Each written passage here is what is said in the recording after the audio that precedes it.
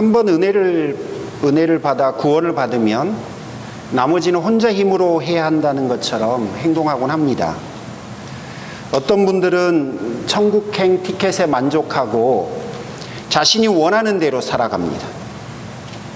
또 어떤 이들은 그들이 받은 은혜에 부끄럽지 않게 살기 위해 애쓰다가 지쳐서 낙심합니다. 본문은 이런 우리들에게 우리가 은혜로 구원받은 후에도 여전히 예수 그리스도의 은혜가 필요하다는 것을 다시 한번 상기시켜 줍니다. 우리가 구원을 받았다 하더라도 하나님의 은혜가 없다면 우리는 여전히 무기력할 뿐이라는 사실을 다시 한번 이야기합니다. 하나님께서 여전히 우리를 일으켜 주셔야 할 존재가 우리라는 사실을 반복적으로 말합니다. 여러분, 로마서 1장부터 4장까지에서는 우리가 어떻게 우리의 죄가 용서받아서 하나님의 자녀가 되었는지를 설명했습니다. 이제 로마서 5장 1절부터 8장 17절까지는 하나님의 백성이 하나님 나라를 어떻게 살아가야 하는지에 관한 이야기가 계속되고 있습니다. 3절 말씀이 핵심입니다. 3절에 우리는 환난을 자랑합니다. 도무지 이해할 수 없는 이런 이야기를 합니다. 개역 개정판에는 환난 중에도 즐거워합니다 라고 되어 있습니다. 환난 중에도 우리는 즐거워합니다. 혹은 우리는 환난을 자랑합니다. 여러분, 우리는 당연히 성도죠. 넌크리스천을 말하지 않습니다. 성도인 우리를 지금 말합니다. 그리고 자랑의 대상은 환난입니다. 여러분, 머릿속으로 한번 상상해 보시죠. 환난을 자랑한다? 이해하실 수 있으시겠어요? 아니, 받아들이실 수 있으세요? 내가 환난 중에 있는 것을 자랑하고 내가 환난 중에 있는 것을 즐거워한다? 도무지 이해가지 않습니다.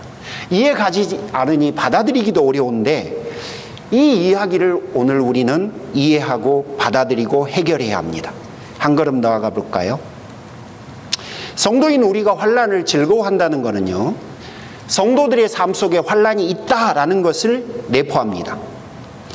의롭다함을 받아 하나님의 자녀가 된 우리입니다. 우리가 하나님 나라 백성으로 살아가면서 여전히 우리는 죄의 유혹을 받습니다. 때로는 그 죄의 유혹 가운데 넘어져서 살아간다라는 것을 전제하고 있는 거예요. 예를 좀 들어보겠습니다. 민수기 20장에 있는 모세 이야기를 좀 떠올려 보시죠. 이스라엘 백성들이 광야에서 먹을 물이 없어서 곤란의 지경입니다. 그 모든 불평을 리더였던 모세에게 지금 하는 거예요. 출애굽의 리더였던 모세는 지금 굉장히 난처해졌어요. 하지만 여러분 한번 생각해 보십시오. 모세라고 딱히 방법이 있겠습니까? 저의 상상인데요, 그때 어쩌면 모세는 출애굽기 3장으로 다시 자신을 돌이켰을지 몰라요. 하나님 보세요, 제가 출애굽 리더 안 하겠다고 했잖아요. 한 번도 아니고 두 번도 아니고 제가 그렇게 싫다고 했는데 하나님이 억지로 저를 시켜놓고 지금 이게 뭡니까? 하나님, 제가 80이 넘은 나이에 이 나이에 제가 이런 불평과 이런 비난을 지금 받으면서 살아야 합니까? 하나님, 저도 이쯤 되면 좀 편안하게 살아도 되지 않습니까? 어떤 때는 딱 우리 마음 같지 않으세요?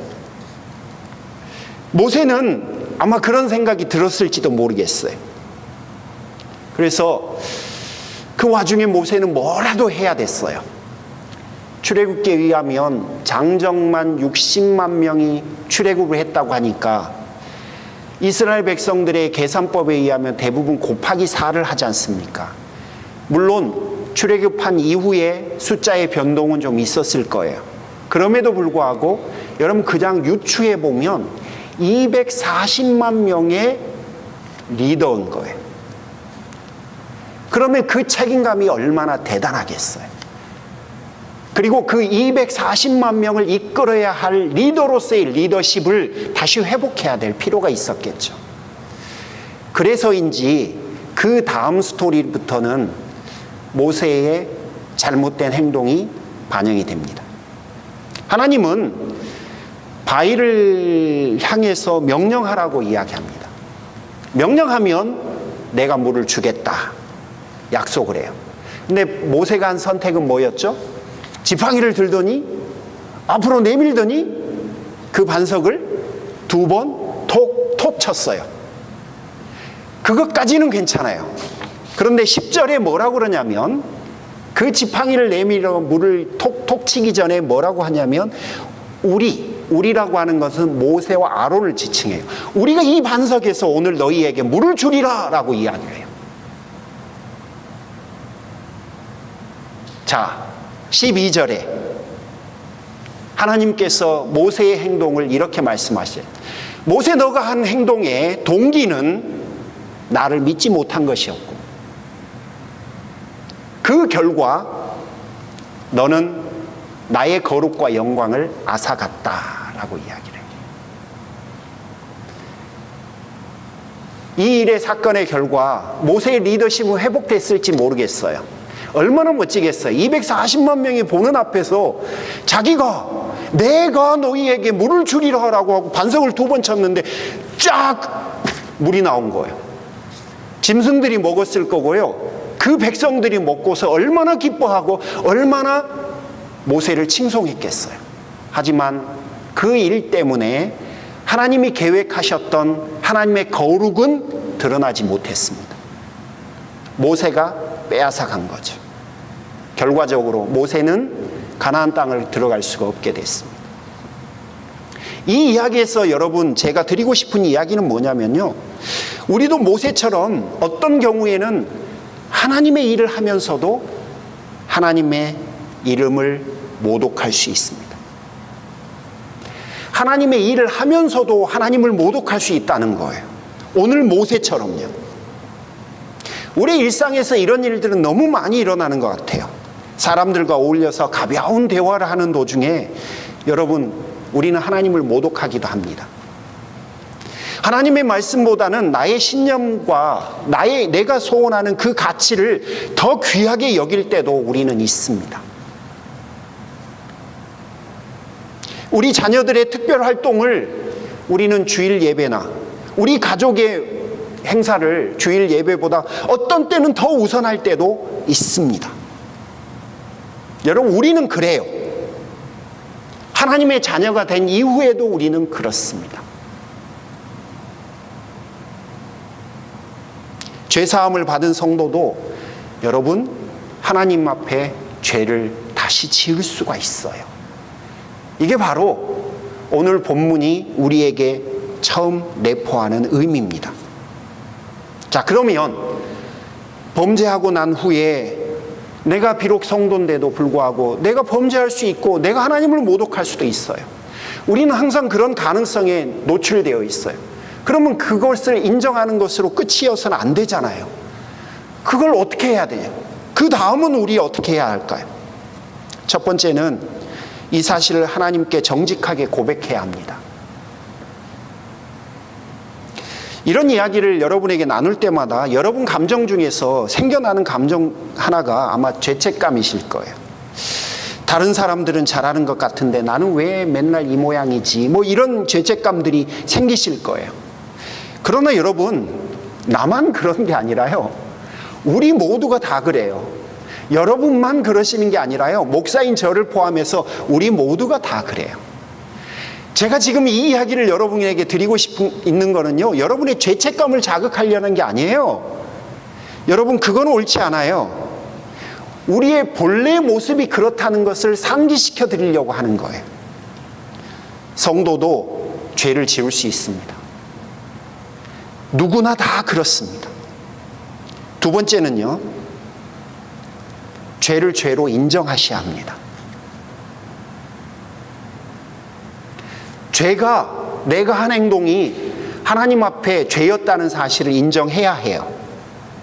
만약에 변명으로 피해 간다면 성화, 즉 성도로서 죄와 싸우는 여정 가운데 있는 우리의 삶은 결코 순탄하지 않을 수도 있어요. 정직하게 하나님 앞에 고백하고 그리고 인정해야 해요. 갈라디아 3장 3절에 우리가 성령으로 시작했는데 우리가 육체로 마칠 수 없지 않겠느냐라는 바울의 수사어적 질문에 여러분 한번 답해 보시죠. 죄를 죄로 인정한 후에야 우리는 그 다음으로 나아갈 수 있습니다. 그 다음에는요, 그 죄를 그리스도 예수 앞으로 가져오십시오. 하나님 앞에 지은 죄는 하나님에게로, 조금 더 정확하게 표현하면요, 나의 죄를 씻기시는 그리스도 보혈의 은혜 앞으로 우리의 죄를 다시 가져가야 합니다. 그 죄를 씻어주셨던 분도 그분이셨고요, 그 죄를 씻으실 수 있는 분도 그분이시기 때문에 그렇습니다. 우리가 아직 죄인 되었을 때 우리를 위해 주님을 보내주신 그 은혜를 다시 우리는 의지해야 합니다. 시편 51편 2절 말씀처럼 우리의 죄를 맑게 씻어주시고 깨끗이 씻어주시기 때문에 그렇습니다. 여기서 조금만 곁가지로 좀 셌으면 좋겠어요. 여러분, 우리가 죄를 범하면요, 그 죄가 하나님 앞에 죄를 범한 것인과 동시에 어떤 경우에는 사람에게 잘못한 경우도 존재합니다. 내가 한 죄가 하나님에게 죄만 됐던 게 아니라 사람에게도 큰 잘못이 되었던 경우가 있어요. 우리가 좀 아는 예를 끄집어오기 위해서 제가 그 영화 밀양이라고 하는 영화를 좀 여러분에게 소개하고 싶습니다. 논란이 됐었던 이야기인데요, 교통사고로 세상을 떠난 남편, 그리고 그 남편이 떠난 이후에 아들 한 명을 데리고 이 주인공 여자분이 남편의 고향인 밀양으로 돌아옵니다. 그곳에서 피아노 학원을 하는데 이런저런 일들 때문에 결국 아들이 유괴를 당해요. 그리고 유괴범에 의해서 아들이 살해를 당합니다. 극단적인 고통과 아픔의 세월을 보내다가요, 약국 아저씨의 전도를 받고 이분이 극적으로 교회를 나갑니다. 그곳에서 은혜를 체험해요. 그리고 어느 날 주의 말씀이 역사를 하신 것 같아요. 그 살인범을 용서해야겠다, 그리스도의 사랑으로 용서해야겠다, 그런 마음을 갖습니다. 그리고 가서 면회를 하는데 여자 주인공이 이렇게 말을 합니다. 예수님의 은혜로, 사랑으로 당신을 용서하겠습니다. 그러자 상대방이 뭐라 하신 줄 압니까? 저는 이미 하나님께 용서를 받았습니다. 여러분, 이 여자 주인공이 기가 막히지 않겠어요? 자신은 하루하루를 고통과 상처로 하루하루를 뒹굴면서 인생을 살아가고 있는데 세상의 살인범이 너무나 대담하고 당당하게 자기는 이미 하나님 앞에 용서를 받았다고 하는 거예요. 물론 뭐에 포커스를 맞췄냐에 따라서 말하는 게 다를 수 있겠지만 결국 이 영화가 뭐 반기독교적이다, 아니면 기독교적이다, 뭐 이런 이야기를 저는 하고 싶지는 않습니다. 다만 그 살인범이 하고 있는 태도가 저는 이 부분이 오해가 좀 있는 것 같아요. 무슨 이야기냐면요, 하나님의 은혜를 빌미로 해서 자신이 한 잘못과 허물까지 정당화시키려고 해서는 안 됩니다. 하나님 앞에 죄 사함을 받는 게 있고요, 그리고 사람에게 잘못한 게 있으면 그 사람에게도 용서를 구해야 됩니다. 하나님께 용서를 받아야 될 부분이 있고요, 어떤 때에는 사람에게 잘못을 구해야 될, 용서를 구해야 될 경우도 분명히 있습니다. 이 둘을 혼동하면 안 된다는 겁니다. 자, 다시 제자리로 돌아오겠습니다. 여러분에게 말씀드렸던 이야기가 우리가 한 그 죄를 그리스도 앞으로 다시 가져와서 하나님 그분 앞에 다시금 용서를 받아야 된다는 이야기를 드렸습니다. 그 다음은요, 저의 아이디어는 아니고 프랜시스 체이퍼의 제안입니다. 이분께서 뭐라 말씀하시냐면요, 죄를 고백하고 그것을 보혈 앞으로 가져간 뒤에는 하나님 앞에 감사할 것을 제안합니다. 감사하다고 말함으로 죄 사함의 확신이 찾아오고 마음의 평안을 찾게 되기 때문에 그렇다고 합니다. 하나님 앞에 죄를 고백하면 하나님의 자비와 사랑이 우리를 포근히 감싸기 때문에 그렇습니다. 근거는 오늘 6절, 8절, 10절에 있습니다. 여러분 한번 들어보시죠. 6절. 우리가 아직 약할 때에, 우리가 아직 죄인 되었을 때 그리스도께서는 제때에 경건하지 않은 사람을 위해서 죽으셨습니다. 8절. 그러나 우리가 아직 죄인 되었을 때에 그리스도께서 우리를 위하여 죽으셨습니다. 10절. 우리가 하나님의 원수일 때에도 하나님의 아들의 죽으심으로 말미암아 하나님과 화해가 되었다면 화해한 우리가 하나님의 생명으로 구원을 얻으리라는 것은 더욱더 확실한 일입니다. 여러분 어떻습니까? 우리가 하나님과 원수 되었을 때에도 그분께서 우리를 위해서 하나님의 자녀가 되는 은혜를 베푸신 분이에요.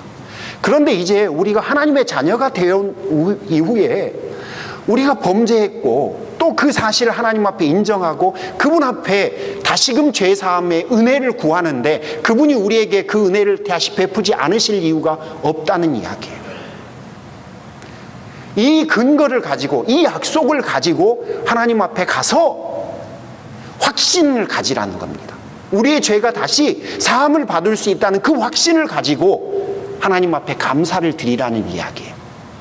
그러면 여러분 그리스도의 화평이, 하나님 주시는 화평이 우리 안에 다시 회복된다는 그런 약속입니다. 우리는 누구나 여타한 수많은 일들을 통해서 환난을 받습니다.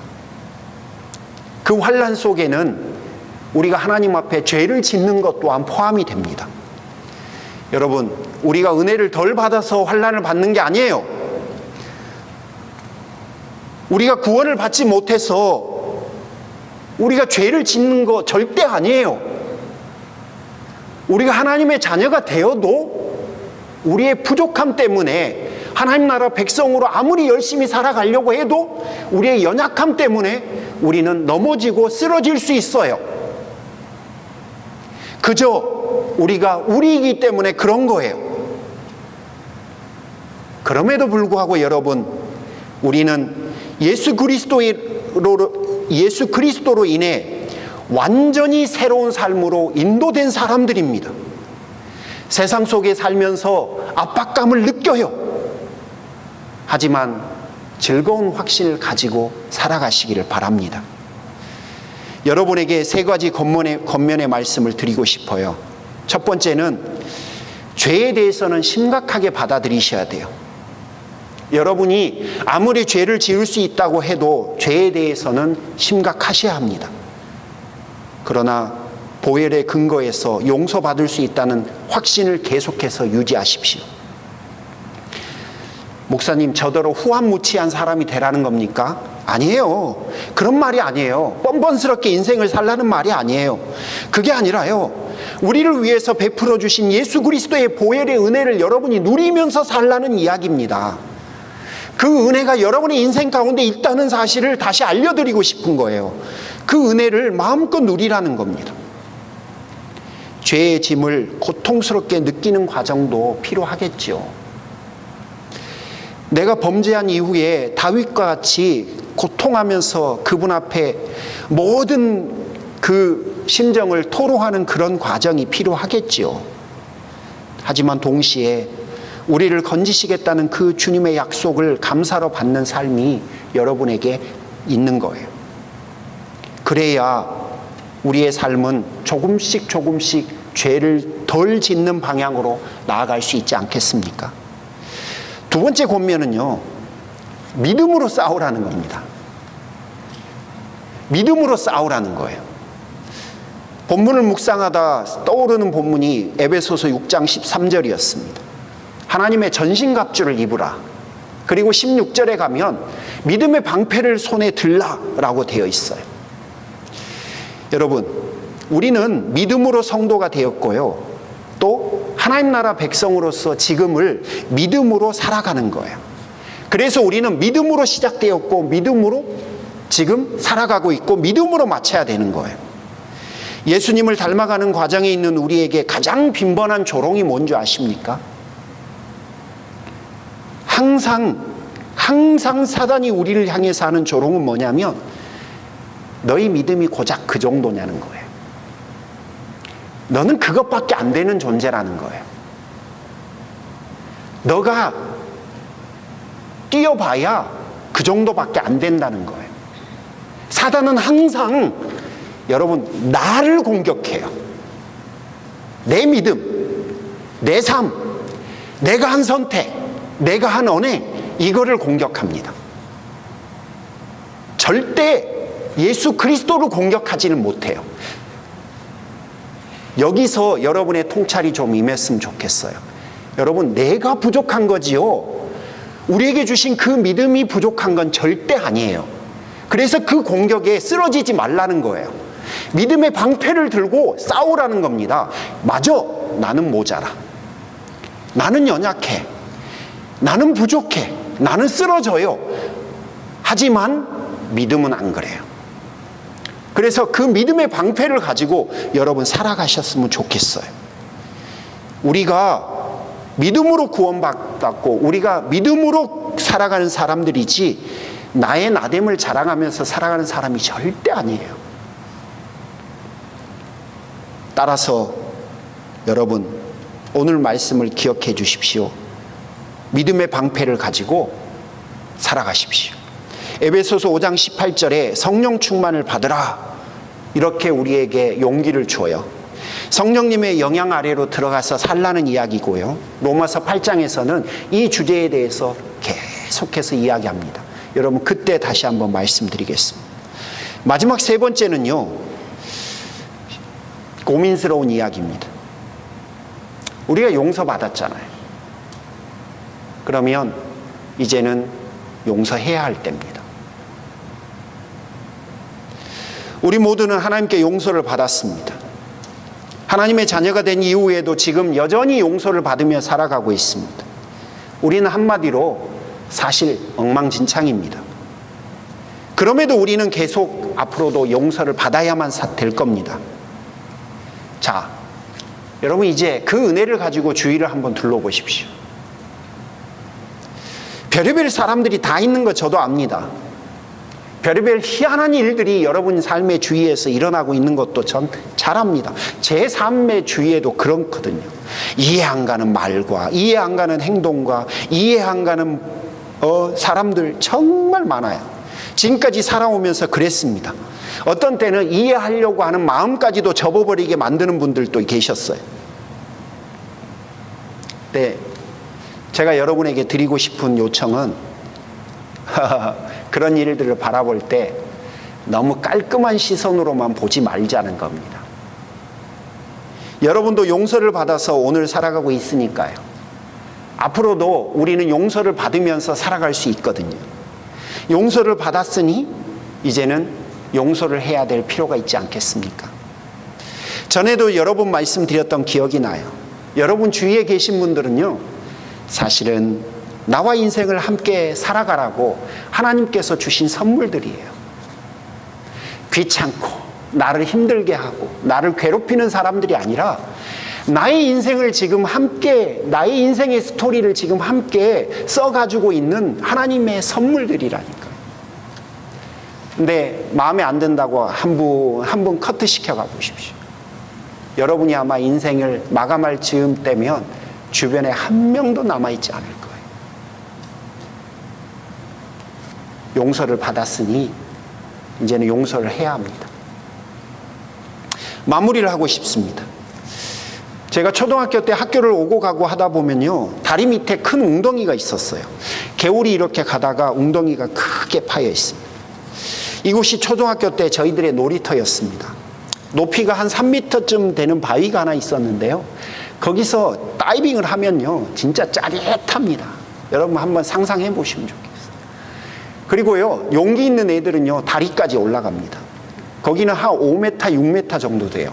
여러분 초등학교 때는요 그거 진짜 두려운 높이거든요. 근데 거기서 한 번만 다이빙을 해보십시오. 진짜 새로운 세계가 펼쳐집니다.